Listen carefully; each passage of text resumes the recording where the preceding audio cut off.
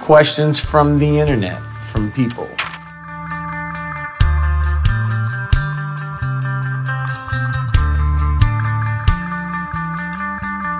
I do use custom gauges, none that I've chosen specifically for any specific reasons, other than the fact that it's just been the set that I've had built for me, and it's been that way for nearly 15 years straight now. And I haven't really played anything different. I've just changed the number of strings in tuning, and it sounds like I've done something different.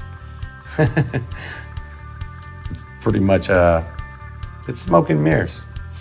Woo!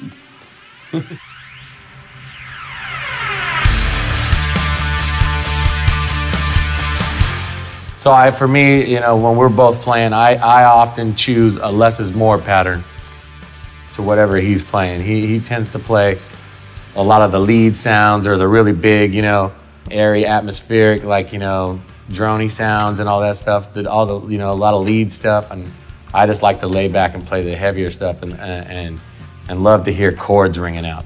You find what matches, and then you just go. So we're in different tunings all the time anyways. I don't know. I never know what tuning you're in, and I don't grab a specific guitar for that. Yeah, we often don't even know each other's tunings. I play what I play, he's playing his. We just play what sounds good together, and that's the goal.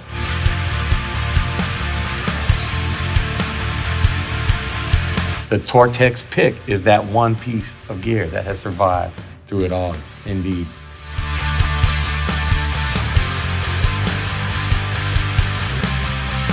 I would say that it usually generally starts off with music. I mean, and the music is usually not a set idea, a song per se. It's usually like a riff or a drum beat or something that's inspiring to...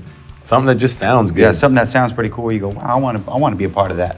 So the next guy joins in, he's a part of it. And then the other person says, well, wow, these two dudes are doing this together. It sounds pretty cool. I want to be a part of that too. So then he has his part on. And usually, generally, the vocal is the last thing. Usually try to put those parts together, kind of build some sort of structure. And then at that point, I usually start introducing melodies to kind of float in and out of those vocal melodies, and then lyrics. And then that's pretty much it.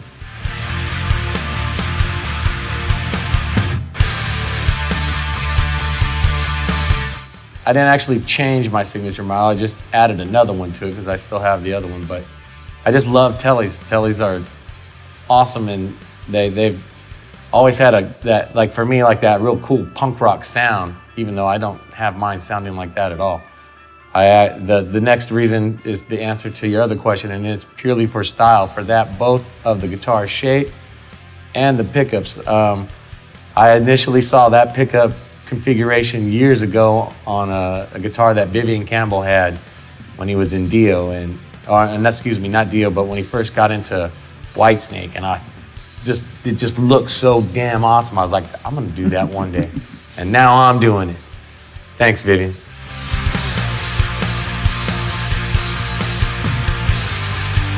I used an Axe-Fx 2 from Fractal and one 8-string ESP guitar. That's all I used the whole time. But I did take a bunch of amps that were there and modeled them all into my Axe-Fx. I used a diesel amp, an angle amp, numerous Bogner amps, an old, what was that, the old Deluxe Verb, but there was an amp initially, then it became a digital version, then it became a track, and that's how I did everything.